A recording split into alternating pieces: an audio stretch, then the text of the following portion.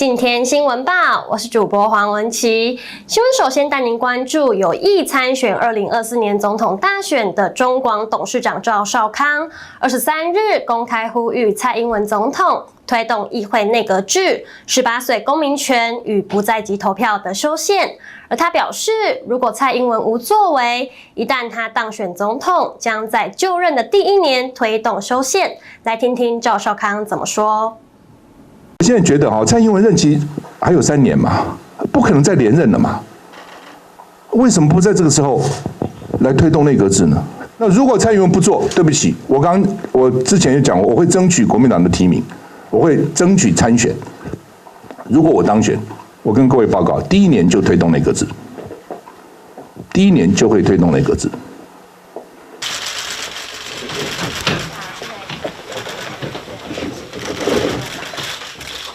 那因为立法院现在刚好在这个讨论修宪的议题嘛，好，所以我就提出来对于政治体制的建议哈，就是议会内阁制，好，那大家知道民主政治最重要的叫做 check and balance， 制衡，哦，民主要制衡，那制衡靠制度，全世界实施总统制的国家。被认为成功的只有1个，就是美国。但是美国这次被川普搞得一塌糊涂，几乎变成全世界的笑话。还好他的制度能把他自己导正回来。所以，我非常有名的政治学家福山都认为美国的这个总统制也走到了一个瓶颈。那就更不要讲什么非洲啦，什么拉丁美洲啊，哦等等这些总统制的国家哦，一塌糊涂。在台湾也有什么2颗子弹啦，什么这些问题？为什么？因为尤其我们台湾的制度，中华民国的制度，那更是一个4不像。总统制不是总统制，内阁制不是内阁制，半总统制呢又不像半总统制。所以我们的制度呢，就是总统一人独大，权力非常的大，没有制衡。美国总统制虽然它有各种缺点，但是至少国会啦、司法啦还能给它一定的制衡。那我们呢？完全没有啊。那全世界现在政治比较稳定的国家，我们看像英国、像德国、亚洲像日本、像新加坡，基本上也都是采议会内阁制。那在台湾，我不是第一个提议会内阁制，大家都知道啊。任何一个政党他在野的时候，他都要提议会内阁制，一旦他当选总统，他就忘了。我印象蔡英文提过，赖清德更是提过，民进党朱大佬通通提过内阁制，然后到了他们总统当选以后，都忘掉内阁制，就不再提内阁制了。我现在觉得蔡英文任期还有3年嘛，不可能再连任了嘛，为什么不在这个时候来推动内阁制呢？对蔡英文来讲，也可以留下一个好的名声。内阁制的好处，就基本上有多少权力说多少话。而且比较能够照顾到小党跟弱势的政党。如果蔡英文不做，对不起，我之前也讲过，我会争取国民党的提名，我会争取参选。如果我当选，我跟各位报告，第1年就推动内阁制，第1年就会推动内阁制。全世界现在国会选立法，就是选立法委员，就是选国会议员的，有126个国家采取不在籍投票，可以在别的地方投。选总统的有88个国家可以不在籍投票，公投的有很多公投，有74个国家可以不在籍投票，全世界只有50几个国家没有实施不在籍投票，中华民国是其中之一。所以我认为，只把公民权下修到18岁是为德不足，要做就一起做。前总统马英九20日前往木栅指南宫进行参拜，接受媒体访问时，被询问到蔡政府的国安人事新布局是由陈明通担任国安局长，邱泰三接任陆委会主委，似乎是希望重新整顿两岸的关系。对此，马英九表示，疫苗及相关研究交流将有望重启对谈。我们在1个月前已经呼吁两岸应该赶快展开对话。那么这个也是美国拜登总统的期待还有他的幕僚都这么认为。我觉得最重要的是呢，现在疫情还算很严重所以呢，这应该是两岸对谈可以开始的一个项目。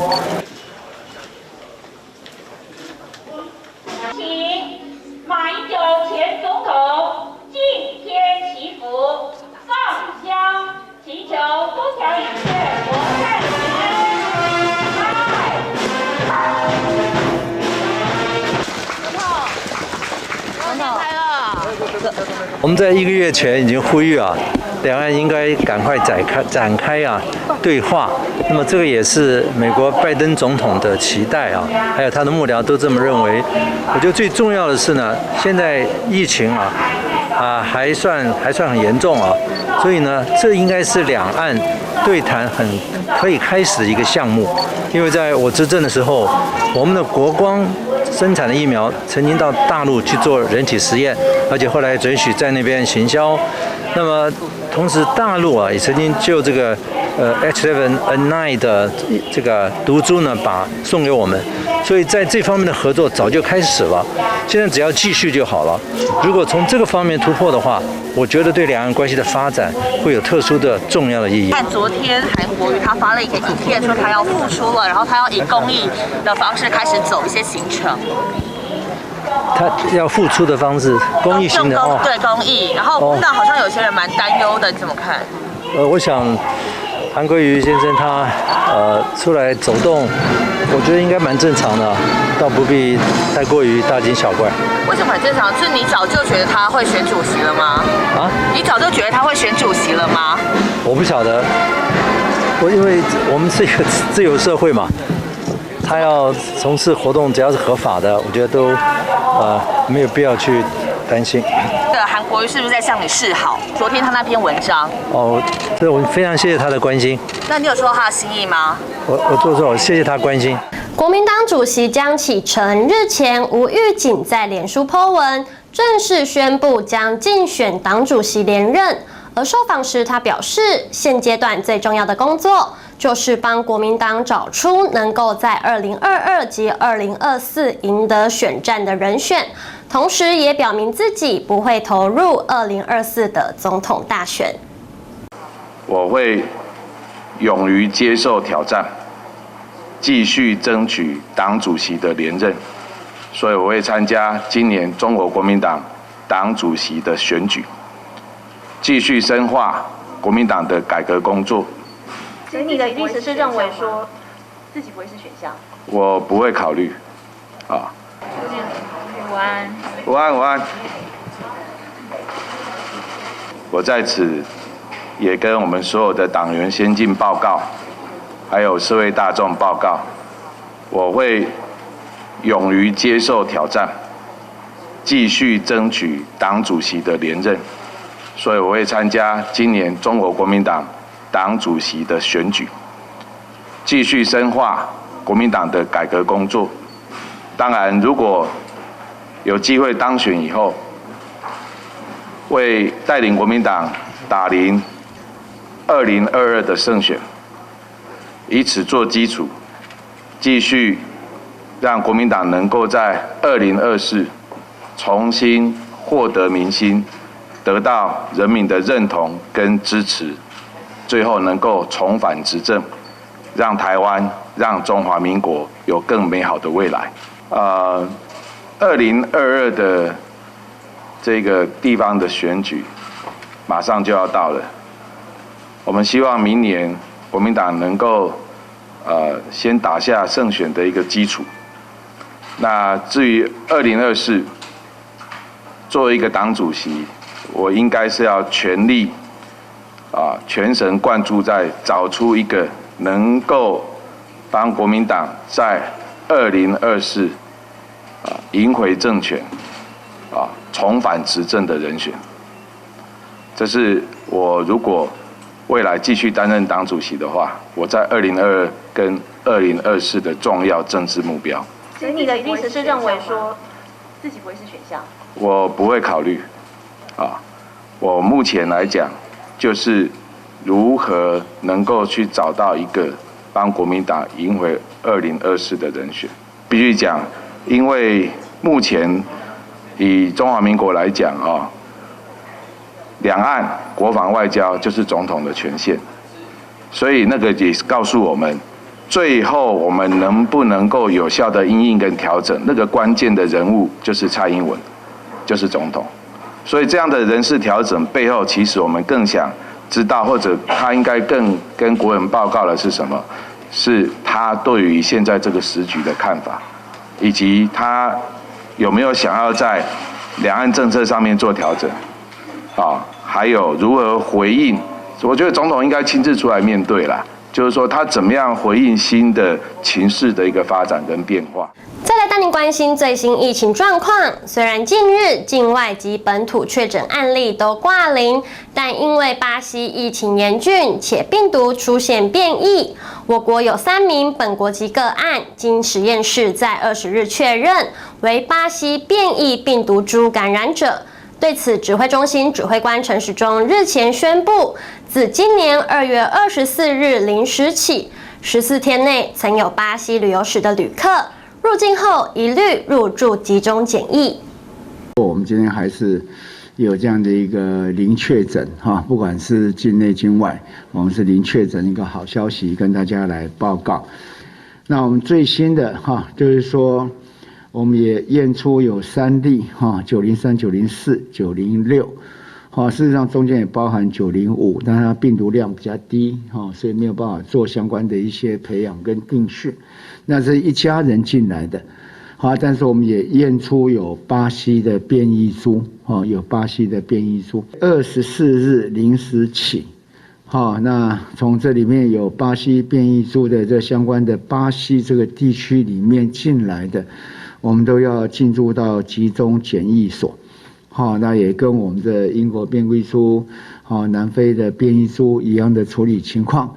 那要进到集中检疫所，然后检疫期满要经过检验，我们才会解这样的一个居家隔离的措施。所以我们大概就是以这个939这个案例，他去年在美国确诊，那当地也2次的检验的阴性，那返台后检验就是变成一个阳性的个案。那我们对这个案的一个接触者的一个匡列的原则，我们现在定出2项。接触者需先采取居家隔离，并同时评估个案感染的情况及传染力。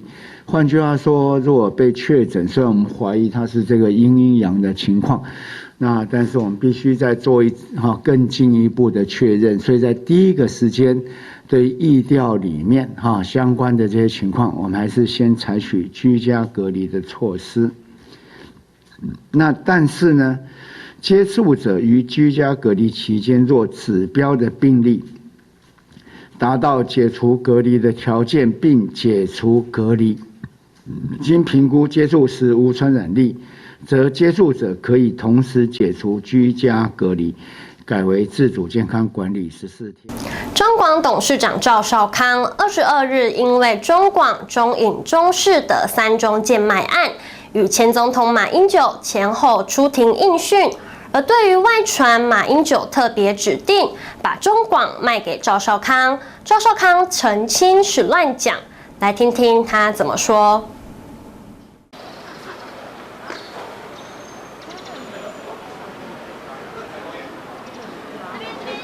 好，我今天主要来是传我作证了哈。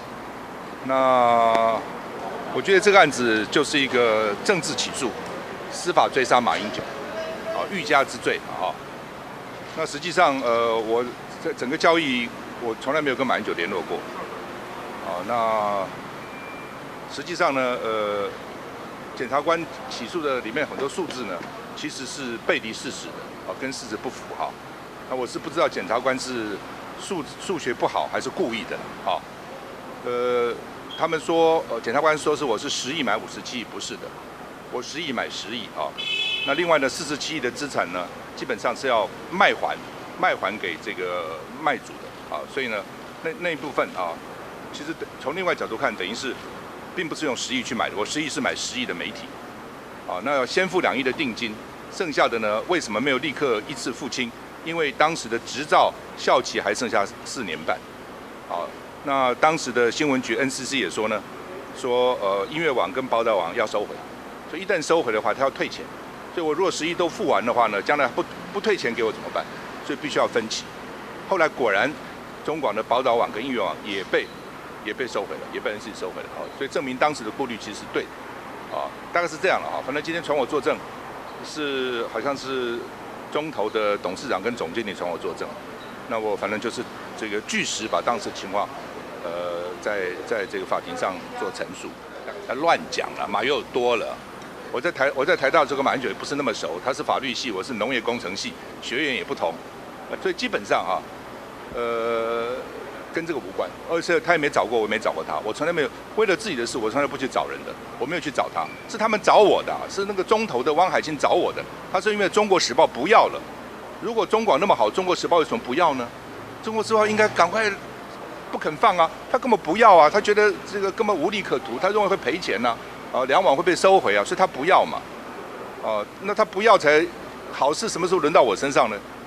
都不要了，而且他有一个限时嘛，这个广电法有限时，在什么时间之内必须要处分嘛，他们之间有一些约定啊，所以这个跟马英九是不是我朋友其实毫无关系。